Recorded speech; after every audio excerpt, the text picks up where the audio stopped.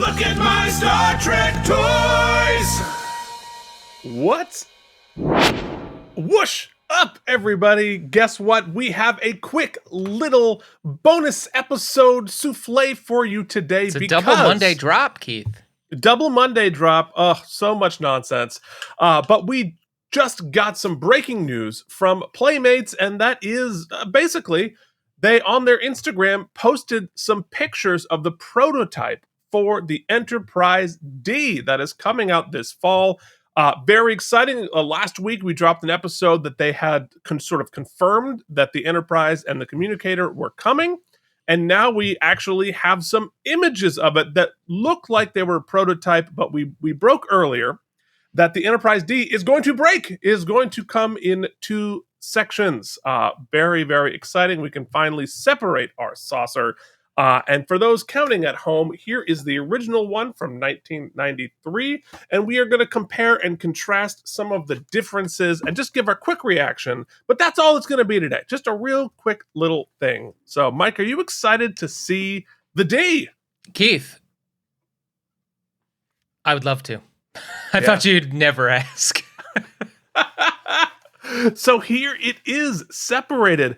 I'm assuming this is a prototype and not the official final version, but we can see a lot of detail from this picture, including how it's going to separate.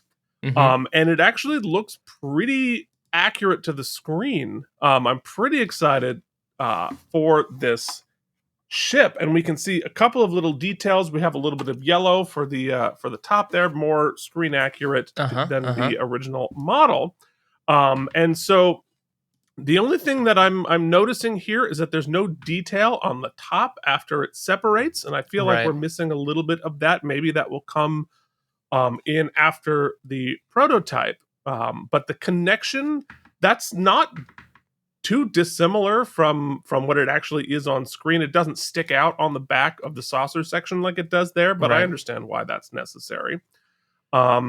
And it looks like from the front of the aft section there, those might be some sort of electrical ports there, so we may have some lights up on the main saucer section. Mike, what are your thoughts and feelings immediately? Nothing extraordinary, nothing different than what we had seen before, I think, but the fact that it has a little added functionality, I think, is pretty cool. And this is further, even a prototype is a physical thing that exists. This is not digitally rendered. It doesn't appear to me.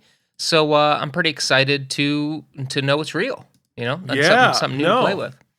And it looks like, the windows, it could just be the picture, but all the windows around the saucer section look a little bit darker, a little more clear of what it is. And the other question I had is sort of the ring around the top here where the phasers are generated from. Mm-hmm. In this image, it looks like that's a little bit redder. So I'm wondering, and this would be super, super cool if they did it, because on the show, when the phasers sort of and then they sort of come around the edges like that looks a little red to me. So I'm wondering if that lights up with the lights and sounds that they have for the ship itself, which would be... Well, I was going to see, also, I wish I could gesture with my mouse on this somehow. We don't have a pointer on OBS just yet.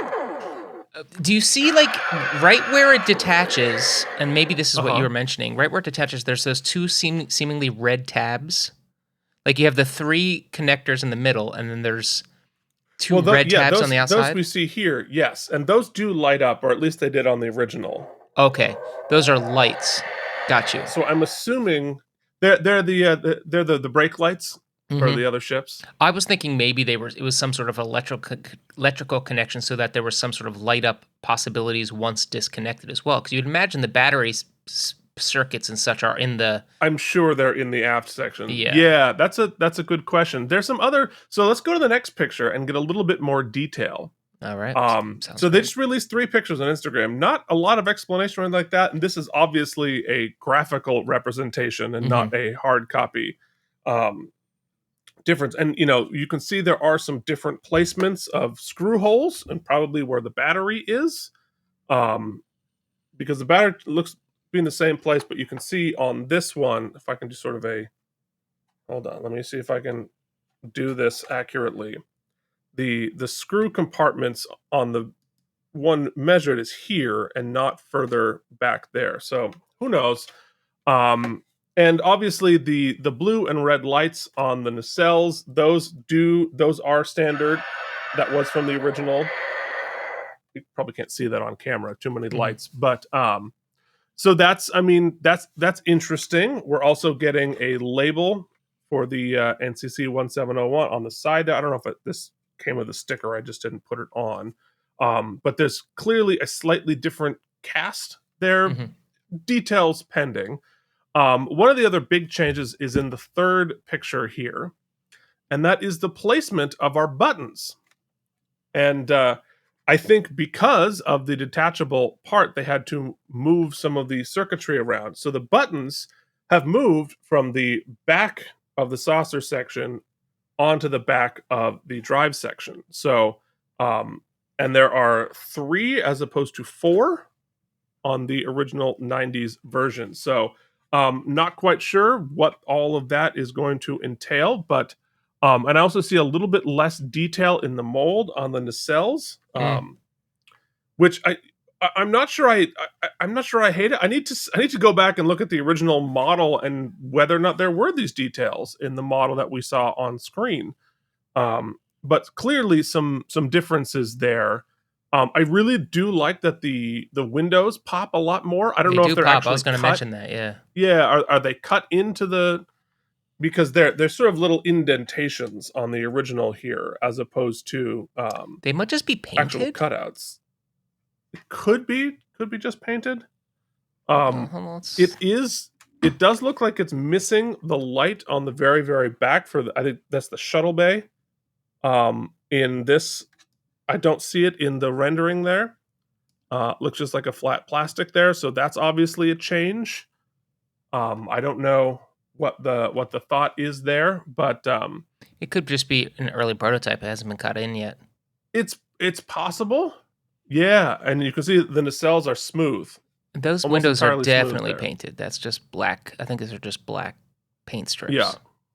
Interesting. Yeah, so I wonder how that's gonna. Yeah, and you can see the difference between it being painted black and then the indentations, because you see and there's actually a lot less detail on the back there. You see where it has the shuttle bays, and it has these also might be shuttle bays back here, but on the back of theirs, it's just a whole bunch of windows back there. So I'm curious, like what the this is obviously, I'm sure, not the final version, but to see how that plays out.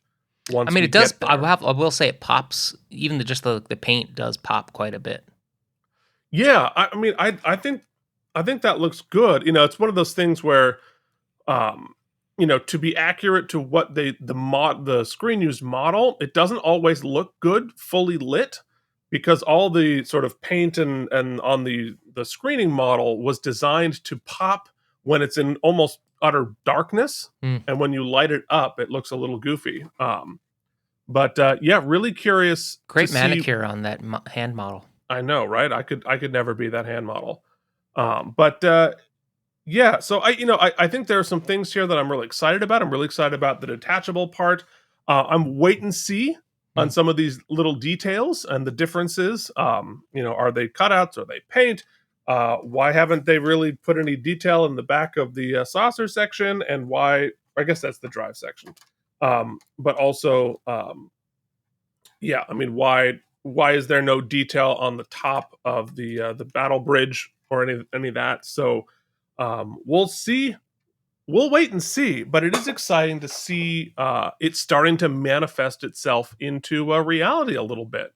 Yeah, we got a couple of other things, some emails in the past week that I wanted to just quickly touch on. One, yeah, we did see the news that they're showing that first episode of Prodigy season 2. That wasn't just behind closed doors. There's like some leaks, and it's like an official thing. So they're definitely working on finishing up season 2. So the DVD for season 1, I think, releases this week, if not next. And so I think we're going to get season 2 on DVD at least. Somewhere. Yep. Yeah. So What that means for the toys, a wave 2, I'm quite skeptical, but I guess anything's possible. I think best case scenario, you see the Janeway make its way. Yep. But I don't know past that. I'd be speculating. Also, yeah, we see that the Star Trek license has flittered its way out, and there's some other different size Trek figures appeared at different booths in Comic-Con. We got some of those links you guys sent us. I'm reaching out to different companies to see if maybe we could take a peek at some of the other stuff. If there are specific new wave of Trek toys you'd like us to look at, feel free to let us know or send them our way to take a peek. But yeah. Yes. And you can do that at lookatmystartrektoys@gmail.com. And you can, just email us at lookatmystartrektoys@gmail.com, and we can arrange all sorts of stuff. And want to do a quick thank you to our good friend JD, who sent me an almost complete set of the inner space ships that he found out there, and he sent them to me. They look great on my shelf. We're going to talk about more of them later, but wanted to say thank you on camera. You can also support us by going to patreon.com/KandM and get a whole bunch of other bonus nonsense, bonus episodes, and you can watch Mike watch Deep Space Nine. That's really fun. So well, you know what, Keith? All... No, that's not all, Keith. But since we're here and since we're doing it, and I'm going to fill up that extra 30 seconds. Yesterday on the channel we featured the work of Shamey Hacks, and he writes into the channel, Keith, today. Oh, does it? Mere moments ago, and he says, "Hey guys, what an honor for you both to showcase some of my figures. Humbled that you like them. Sometimes, this can be a serious pain in the butt as there are so many elements to each one, and sometimes one part goes wrong and you have to redo the whole thing over and over again. But when they work, it's pretty cool and I'm proud of them. Not sure what part I like best, if I'm being honest. It's possibly the packaging. That's my favorite part. A lot of guys make hands down outstanding custom figures, but there aren't many that do the whole packaging, and certainly not like I do, often from scratch. I do get a kick out of thinking up what accessories to use. If I can mod the artwork a bit, like swapping the TOS Enterprise for the 1701A refit on the Christian Slater card, and if I can add a joke or two in the accessory descriptions. I won't lie, they're a lot of work and they take weeks sometimes, so the long exhale at the end is the best, but my little bit of stress release therapy. I can't make any promises, but I'll see what I can do about a pair of Keith and Mike figures. Absolutely no pressure on that. We're always just kidding, but if they come to fruition, we will put them on the internet, and we thank you for letting us showcase your work. Yes, indeed. Awesome. All right. And thanks to Jed Raybold, who emailed us about the thing we're doing our video about just now. So anyway, thanks, everybody. We will see you back next Sunday with a regular episode of Look at My Star Trek Toys. Till then, this has been Look at My Star Trek Toys!